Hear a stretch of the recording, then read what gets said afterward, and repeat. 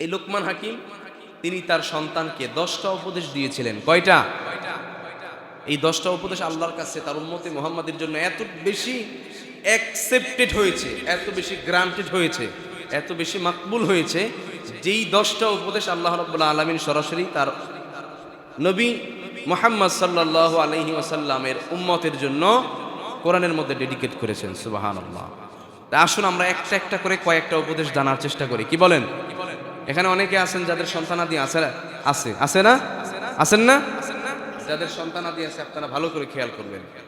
সন্তানের জন্য এই লোকমান হাকিম তার সন্তানকে কি উপদেশ দিয়েছিল এগুলো আমাদের জানা দরকার আছে না? আপনি আপনার সন্তানকে কি উপদেশ দেন?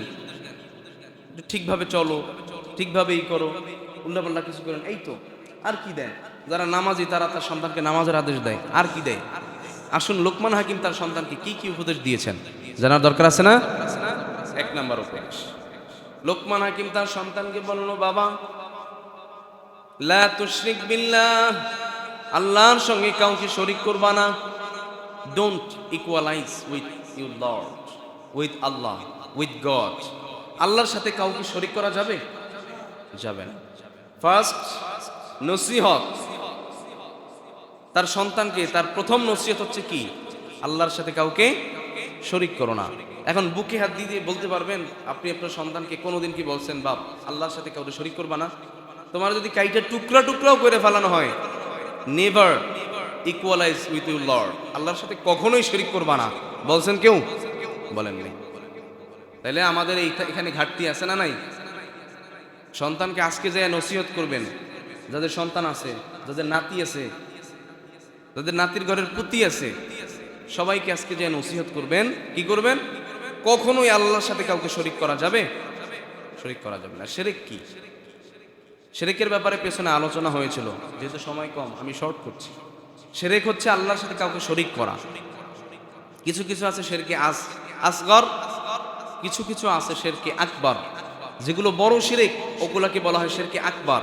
যেমন আল্লাহ ব্যতীত কাউকে সিজদা করা, শিরকে আকবার। আল্লাহ ব্যতীত কাউকে প্রভু হিসাবে গ্রহণ করা, রিজিকদাতা হিসেবে গ্রহণ করা, মালিক হিসেবে গ্রহণ করা, শিরকে আকবার। এই শিরকগুলো যদিও আমাদের মধ্যে নাই, কিন্তু শিরকে আসগার আমাদের ঘরে ঘরে ঘরে ঘরে সবার মধ্যে আছে। মিলেইলি পাবেন। বাচ্চাদের কপালে টিপ দেন, যদি নিয়ত থাকে বদনজর থেকে আপনার টিপ আপনার সন্তানকে রক্ষা করবে, ইট ইজ শিরক। এটাই শিরক। মুখের দাঁত যখন পড়ে যায় বাচ্চাদের, ইঁদুরের গর্তের মধ্যে যখন ফালানো হয়, বলা হয় ইঁদুর ভাই তোমার ছোট দাঁত দাও, আমার বড় দাঁত নাও। ইঁদুর কি দাঁত দিতে পারে? শিরকে আসগর, শিরকে আসগর। কোমরে অনেক সময় কৈতম বা তাগা বলে আমরা, আচ্ছা এই তাগা দেওয়া হয় কেন? আমাদের দাদা নানিরা, দাদা দাদুরা বলেছেন যে কারো লাথি লাগলে তখন অসুখ হবে, এই জন্য ওই তাগা দেওয়া হয় যাতে অসুখ না হয়। তাগায় কি অসুখ ভালো করতে পারে? আচ্ছা, এইভাবে করে করে আরো অনেক শিরক আছে। কিন্তু একটা শিরক আপনারা জেনে রাখেন, নামাজের মধ্যে আপনি যদি নামাজ আদায় করেন কাউকে দেখানোর জন্য, আপনি সুন্দর করে নামাজ আদায় করতেছেন, একজন দেখতেছে, আপনারা ভালো বলবে। আপনি নামাজে আসছেন, একজন জানবে যে না, সে নামাজ পড়তে গেছে, জুমার নামাজ, ফজরের নামাজ, মানুষকে দেখানোর জন্য। শিরকে আসগর, অন অফ দ্য শিরক, শিরকের অন্যতম একটা শিরক। এটা করা যাবে? এটা করা যাবে না। এইভাবে অনেক শিরক আছে। তো লোকমান হাকিম তার সন্তানকে প্রথম নসিহত করলেন, বাবা শিরক করা যাবে না। কি করা যাবে না? এরপরে শিরক করা যাবে না শুধু তাই নয়, ইন্না শিরকা লাযুলমুন আযীম।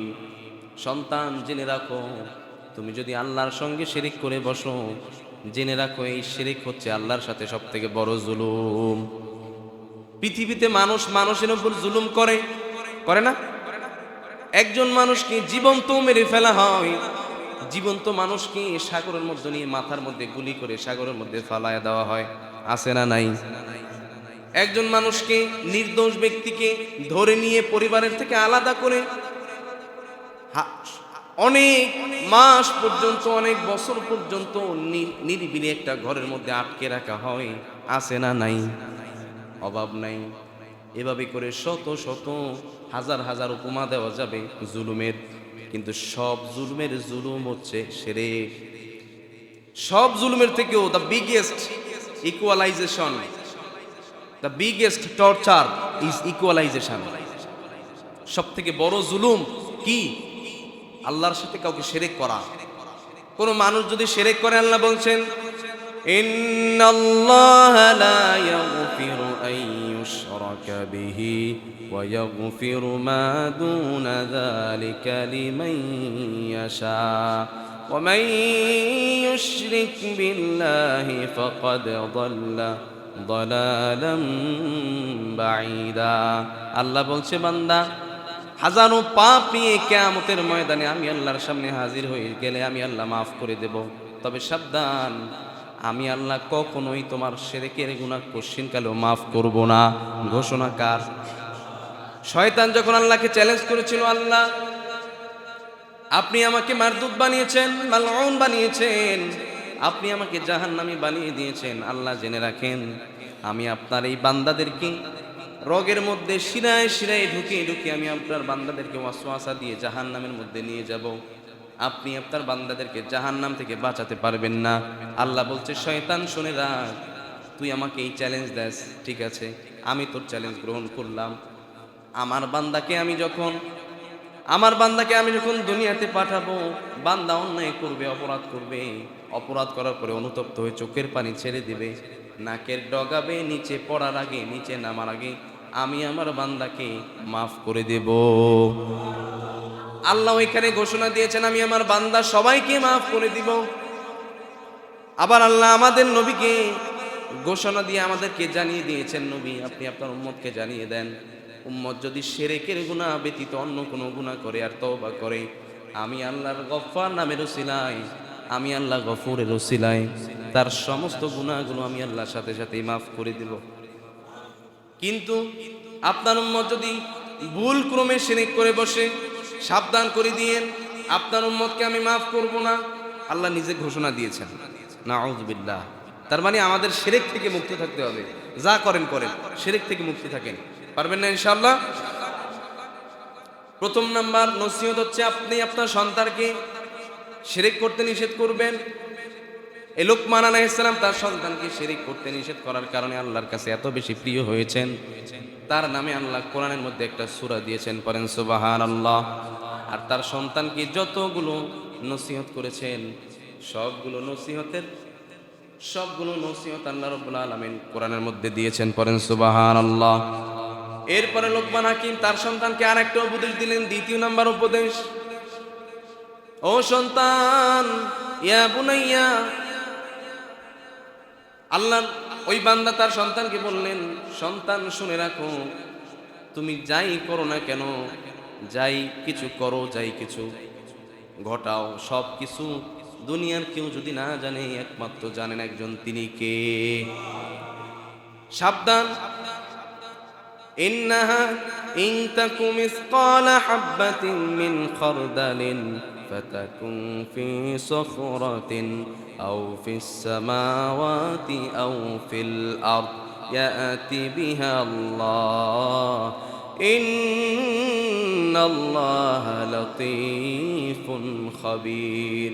আল্লাহর ওই বান্দা লোকমান তার সন্তানকে বলে, বান্দা, ও সন্তান শুনে রাখো, নিশ্চয়ই তুমি যদি কোনো পাপকে, কোনো অপরাধ যদি সেটা করো, সেটা সরিষা পরিমাণ হয়, সরিষার দানার সমান হয়, তবে শুনে রাখো, সেই সরিষার দানা যদি তুমি পাথরের মধ্যে লুকাও, কোথায়? পাথরের মধ্যে লুকাও, অথবা ফিস সামাওয়াত, আসমানের মধ্যে লুকাও, একটা সরিষার দানা, এটা কি বিশাল কিছু? ছোট্ট একটা দানা, সরিষার দানা। এই সরিষার দানা সমান পাপ যদি তুমি করে বসো, আর সেই পাপকে যদি তুমি পাথরের মধ্যে লুকায় ফেলো, অথবা আকাশের মধ্যে লুকাও, আও ফিল আও, অথবা জমিনের মধ্যে যদি লুকাও, তবে জেনে রাখো, ইয়াতি বিহাল্লাহ, আল্লাহ সেই পাপকেও তোমার সামনে উপস্থিত করবেন। কি বুঝলেন? মানুষ যা করে, কোনো দিক দিয়ে রেহাই পাওয়ার কোনো সুযোগ আছে? فمن يعمل مثقال ذرة خيرا يره ومن يعمل مثقال ذرة شرا يره। আল্লাহ বলছে বান্দা যারা পরিমাণ ভালো কাজ যদি করো আমি আল্লাহ তোমাকে সেটার প্রতিদান দিয়ে দেব, আর যারা পরিমাণ খারাপ কাজ যদি করে বসো বান্দা আমি আল্লাহ সেই খারাপ কাজেরও প্রতিদান দিয়ে দেব। এজন্য তার সন্তানকে তিনি বললেন যাই করো বান্দা আল্লাহ কিন্তু সব দেখেন, সব জানেন। ইন্নাল্লাহা লাতীফুন খাবীর, আল্লাহ সব কিছু সম্পর্কে জানেন। জানেন না? আল্লাহ সব জানেন। ইয়ালামু মা বাইনা আইদিহিম ওয়া মা খালফাহুম, আল্লাহ আপনার সামনে পেছনে ডানে বামে এভরিথিং যা কিছু আছে সব কিছু কে জানেন? একজন, তিনি কে? এরপরে 3 নাম্বার উপদেশ তার সন্তানকে তিনি বললেন বাবা নামাজ আদায় করো, নামাজ আদায় করো, নামাজ কায়েম করো। আল্লাহ কোরআনে বলেছেন ইয়া বুনাইয়া আকিমিস সালাতা ওয়া আমুর বিল মা'রুফি ওয়ানহা আনিল মুনকার ওয়াসবির আলা মা আসাবাক ইন্না যালিকা মিন আজমিল উমুর। পড়েন সুবহানাল্লাহ। আল্লাহ বলছেন আমার লোকমান তার সন্তানকে এই উপদেশ দিয়েছিল। লোকমান তার সন্তানকে বলল বাবা শিরক করবা না, যা করবা ভেবে চিন্তে করবা, যা কিছু করো সব কিন্তু আল্লাহ জানেন। আর নামাজ আদায় করো, নামাজ কায়েম করো। তার মানে আমাদের উম্মতে মুহাম্মাদের জন্য, এই উম্মতে মুহাম্মাদের জন্য এই নসিহতগুলো যথার্থ না? অ্যাপ্রোপ্রিয়েট, সুইটেবল, একেবারেই উপযুক্ত। আমাদের জন্য নামাজ কায়েম করার দরকার আছে না নাই? নামাজ, নামাজ ছাড়া কোনো উপায় নাই। উপায় আছে? নামাজ আদায় করতে হবে। লোকমান হাকিম তার সন্তানকে বলছে বাপ আকিমিস সালাহ, নামাজ আদায় করো, নামাজ কায়েম করো, নিজে পড়ো, নিজের সন্তানাদি আসলে তাদেরকে পড়তে বলবা, নিজের গার্ডিয়ান থাকলে তাদেরকে পড়তে বলবা, অধীনস্থ কেউ থাকলে তাদেরকেও পড়তে বলবা, তাদেরকে পানিশমেন্ট দিয়ে হলেও নামাজ আদায় করাও। কি করাও? নামাজ। নামাজ, এই নামাজের জন্য আল্লাহ রসুল কত কষ্ট করেছেন, কত কষ্ট দিয়ে করেছেন, কত রক্ত দিয়েছেন, কত সাহাবীরা তাদের নিজেদের জীবন বিলিয়ে দিয়েছেন এই নামাজের জন্য। কিসের জন্য? নামাজ। নামাজ, আসসালাত, আসসালাতু ওয়া মা মালাকাত আইমানুকুম, নামাজ আদায় করতে হবে। কি করতে হবে? নামাজ আদায় করতে। নামাজ নিয়ে বহুত আলোচনা হয়েছে, পিছনে অনেক আলোচনা হয়েছে, কিন্তু আমাদের সমাজে মানুষ নামাজ আদায় করতে চায় না, আফসোস লাগে। আরে ভাই আপনি বছরে অন্য অন্য দিন নামাজ না পড়েন, আপনি জাহান্নামে যান। রমজান মাসটাকে তো একটু অনার করেন, একটু রেসপেক্ট করেন রমজান মাসটাকে। আচ্ছা রমজান মাসেও করেন নাই, পেছনে 10-20 দিন করেন নাই, এই 10টা দিন করা যাবে না ইনশাআল্লাহ? মাত্র আর কয়টা দিন আছে? এই 10 দিনের 3 দিন আজকে শেষ, আর 7 দিন। এই 7টা দিন একটা সপ্তাহ 5 ওয়াক্ত নামাজ জামাতের সাথে পড়ার চেষ্টা করা যাবে না? পড়া যাবে না ইনশাআল্লাহ? আল্লাহ আমাদের সবাইকে নামাজের জন্য কবুল করুক, পড়ে না আমিন। এই নামাজ আমাদের পরিচয়, নামাজই আমাদের ধর্ম। লা সলাতা লা ঈমানা লিমান লা সলাতা লা, যার নামাজ নাই তার ঈমান নাই। কিন্তু মানুষ নামাজ পড়ে না, নামাজটাকে একটা, নামাজ ছাইড়া দেওয়াটার একটা মানে পেশা হিসেবে নিচ্ছে। কেমন পেশা জিজ্ঞেস করলে বলে যে ভাই নামাজ পড়ার সময় পাই না, খেতে খামারে কাজ করা লাগে, বা বাসা বাড়িতে কাজ করা লাগে, ব্যবসা বাণিজ্য আছে। আচ্ছা নামাজ আপনাকে বাঁচাবে নাকি ব্যবসা বাণিজ্য আপনাকে বাঁচাবে? কিসে বাঁচাবে? আসসালাত, আসসালাতু মিফতাহুল জান্নাহ, এই নামাজ হচ্ছে জান্নাতের চাবি। কিয়ামতের ময়দানে সর্বপ্রথম হিসাব হবে কিসের? আউয়ালু মা ইউহাসাবু বিহিল আবদু ইয়াউমাল কিয়ামাতিস সালাহ, কিয়ামতের ময়দানে সর্বপ্রথম বান্দার হিসাব নেওয়া হবে নামাজের।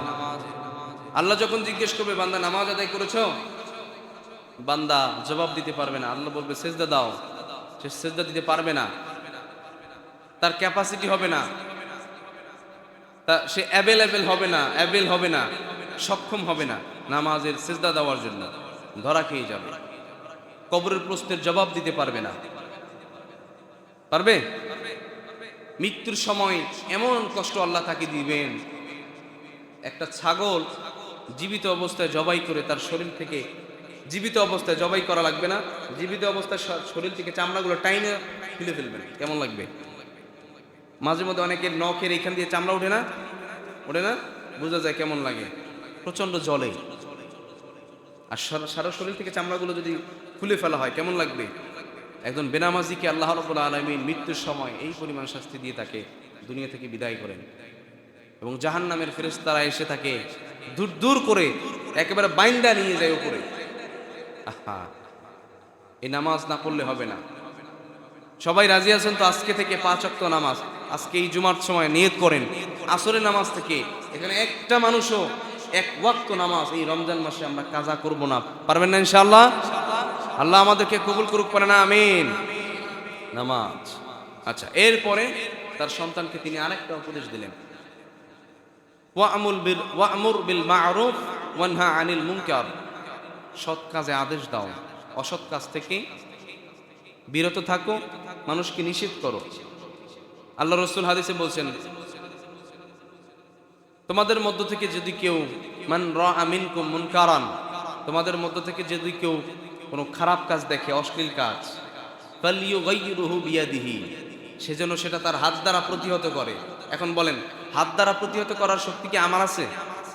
নাই, করতে গেলে মাইর খামু।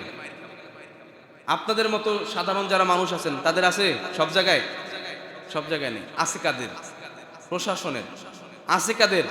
উচ্চ পদের কর্মকর্তাদের, সংসদে যারা গেছে তাদের। কারণ তারা যদি উল্টাপাল্টা করে তাহলে কেমনি হবে?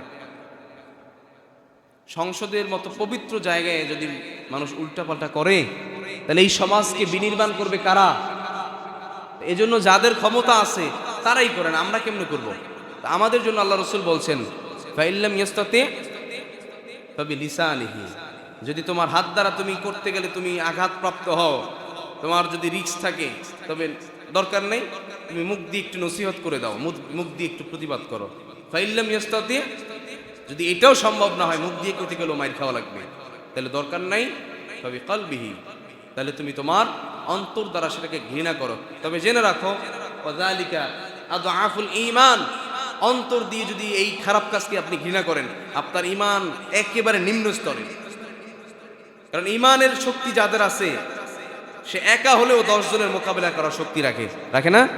আল্লাহ রাসূল বলেছেন কি, সাহাবীদেরকে বলছেন, ও আমার সাহাবারা, তোমরা শোনো, তোমরা যারা মুজাহিদ, তোমরা যারা যুদ্ধে যাবা, তোমাদের যাদের ঈমান আছে, মজবুত আছে, তোমাদের একজন কাফেরদের 10 জনের সমান। সুবহানাল্লাহি ওয়া বিহামদিহি। তাহলে আমরা পারবো না ইনশাআল্লাহ?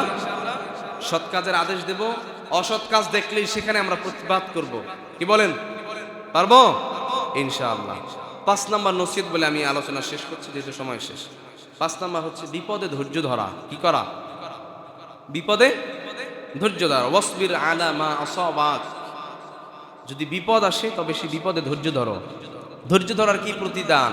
আল্লাহ বলছেন, ইন্নাল্লাহা মা'আস সাবিরিন, আমি আল্লাহ ধৈর্যশীলদের সাথে রয়েছি। যারা ধৈর্য ধরবে আমি আল্লাহ তাদের সাথে রয়েছি, তাদের কোনো টেনশন নাই।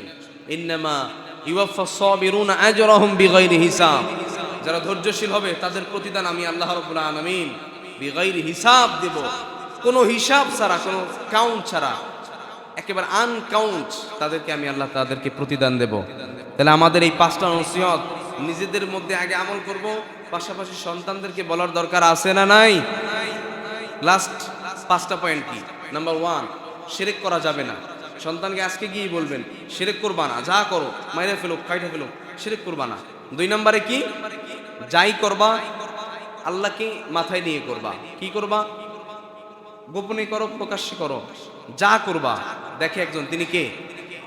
3 নাম্বার হচ্ছে নামাজ আদায় করবা, নামাজ কায়েম করবা। 4 নাম্বার হচ্ছে কি? সৎ কাজের আদেশ, অসৎ কাজের নিষেধ। 5 নাম্বার কি? বিপদে ধৈর্য ধরবা। এই 5টা নসিহত, আরো 5টা নসিহত ছিল, সময় শেষ, সামনে আগাবো না। এই 5টা নসিহত আমরা আমাদের সন্তানদেরকে করতে পারবো না ইনশাআল্লাহ? এই নসিহতগুলো আল্লাহর কাছে এত বেশি পছন্দ হয়েছে যে একটা কালো মানুষ, একজন রাখাল মানুষ, পেশায় একজনের ছাগল চড়ায়, ছাগল পালে, সাধারণ একজন মানুষ, দেখতে কালো কুৎসিত, কিন্তু আল্লাহর কাছে তার দাম এত বেশি, তার নামে আল্লাহ কোরআনে একটা সূরা দিয়েছেন। তার সন্তানকে করা নসিহতগুলো তিনি আল্লাহ কোরআনে দিয়েছেন। আল্লাহ আমাদের সবাইকে এই আমল করার তৌফিক দান করুক, করেন আমিন।